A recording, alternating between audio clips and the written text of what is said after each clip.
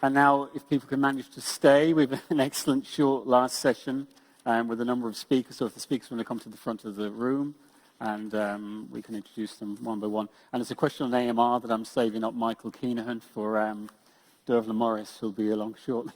So our first speaker is, this is A Better Tomorrow, which I think is a really positive note to end on, which is where I think Sharon and Alistair were gone at the end, which was good because I thought there's a tendency that you get doom and gloom at conferences like this, and we know that things aren't getting any better if we get too gloomy, and there is a way ahead. So I'm going to call Conor Quinlan to the stage to give his presentation.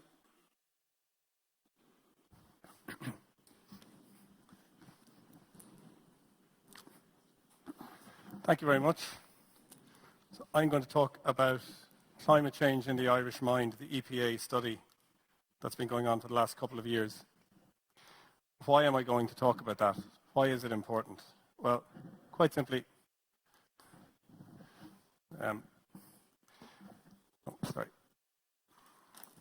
we are embarking on the most significant behavioural change across society that has ever been attempted in peacetime in relation to climate action. In order to do this, the Irish state is committed to engaging with the population in a national dialogue on climate action. These are very, very difficult, far-reaching policies, and we have to design those policies for the population that we have, not the population that we'd like to have. So the first step in that is understanding the preferences, beliefs, appetites, and perception of risk within the population to climate change and the policy responses to it. So what have we, as the EPA, done to put that in place? We've set the Climate Change in the Irish Mind work programme underway, which is comprised of 3 parts. It's comprised of a headline study. It's comprised of a segmentation report where we break the population down into segments based on their beliefs and risk perceptions around climate change, and a localised interactive mapping tool that shows those beliefs and risk perceptions on a localised basis, county by county. This piece of work was started in 2021. It consists of a survey of 4,000 individuals across the state, randomly selected, answering 56 questions in relation to different areas to do with climate action policy. It's undertaken jointly by the EPA and the Yale University Programme on Climate Change Communication. I'm only recently come to the survey. It was started off by Dr. Emer Cotter, Director of the EPA, and Margaret Desmond, previously of the EPA, and the heavy lifting currently is done by my colleague Des O'Mahony, who I should certainly name check today. The idea behind the survey is that it will provide an important longitudinal piece of the evidence base in relation to the population's perceptions and risk appetites, etc., in relation to climate policy. Wave 1 was completed between 2021 and 2023, and Wave 2 is now in the procurement phase and should provide us with an interesting picture of any changes that have occurred since 2021, especially in relation to the cost of living crisis and the impacts of that. So just some main points from the first headline report.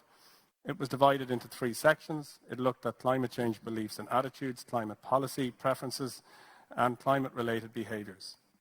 So if we look at the first part of the survey, it was very, very positive, especially in comparison to some other countries. 96% of Irish people believe that climate change is happening. 88% believe it's already affecting Ireland, and 85% are worried about climate change. These are very high percentages compared to our international peers.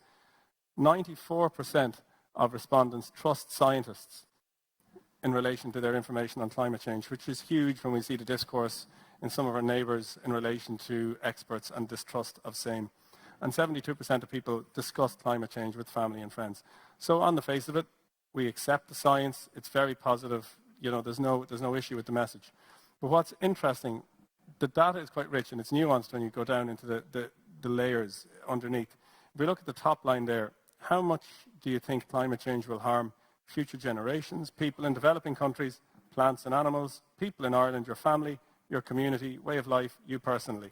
As you can see, people are concerned and they do think it will impact them, but it lessens as it gets closer to them. So it will affect people in the future, it will affect people far away, it will affect plants and animals, it will affect me, but it's kind of abstract, it's othered, it's not an immediate threat to me in some ways.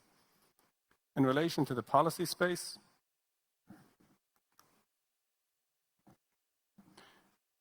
again, it's quite positive. We've got 62% of people think that taking climate action will improve economic growth and job prospects.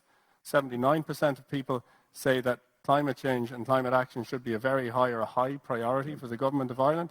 78% say that taking climate action will improve Ireland's quality of life. So it's, again, very, very positive. 90% of people say that we have a responsibility to act on climate change and should reduce our own emissions. So these are, again, very positive responses, and it looks like we're very positively disposed towards climate action. Again, when we look at the depth, the richness within the data, we can see that people, and there's no surprise here, people are very supportive of quite positive policies that involve free money, such as grants or incentivization. And they become less enthused by prohibitionary policies looking at banning peat, coal and oil for home heating purposes, or higher taxes on fossil-fueled vehicles. Now, this is interesting. When we analysed this data in detail, what we found was that if you take those bottom two lines, those proportions there that are less enthused by those two policy responses, they're not actually the same people. They don't overlap completely in the sample. So different groups of people have concerns around different policies.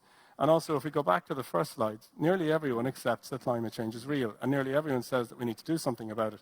So a lot of the people in the orange and green sections here that have concerns around these policies do in fact believe that climate change is real, do believe that we need to do something about it, but they are not cranks, they are not climate denialists, but they have genuine concerns about the practical implication of the policy and the effects it will have on them. It's vital that those people are engaged with if this behavioural change is to be successful. When we look at the policy or the behaviour area, again, 69% of people say they would volunteer or donate money to an organisation working on climate change. 57% say they've bought goods or services from a company that has taken action to reduce climate change. And then the bottom 45% say they have punished companies in the last year that oppose steps to reducing climate change.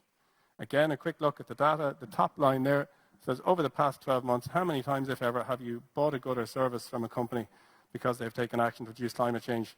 A majority of people say they have done that. And again, just not quite a majority have said they've punished companies. So that's what people have done, what they say they're going to do. On the bottom, over the next 12 months, the majorities of people say they are going to do that more often. They're going to, reward or punish companies more often than they have done in the past. And there's a bit of a say-do gap there, and we need to really figure out why that's happening. People's intentions are not manifesting themselves in terms of their actions. So the next part of the study that we undertook was the segmentation analysis. And the results here were really interesting. In America, when this was done by the Yale team first, they broke the US population into 6 segments. The three on the left-hand side are quite worried about climate change, accept it's real, accept the need for something to be done.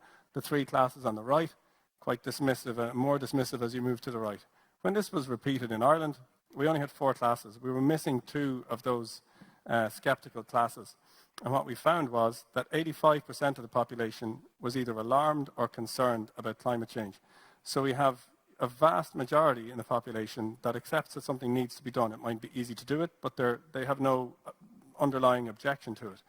Of the 3% that are doubtful on the right-hand side, only a fraction of those are what you could term climate denialists. In fact, if you were to estimate this at a population level, something just over 1 capacity full of Croke Park of Irish adults are actually classified as climate skeptics. So the acceptance of the science and acceptance that something needs to be done is very, very strong.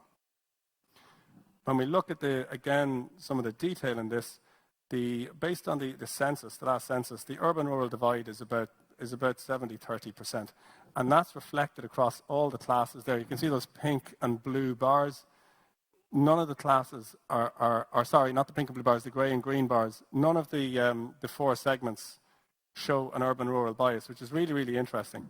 And it's not something that we've seen in the data. There are slight differences, which you'd expect in survey results between regions, but there is not a strong urban-rural divide coming in here, and the results are quite homogeneous.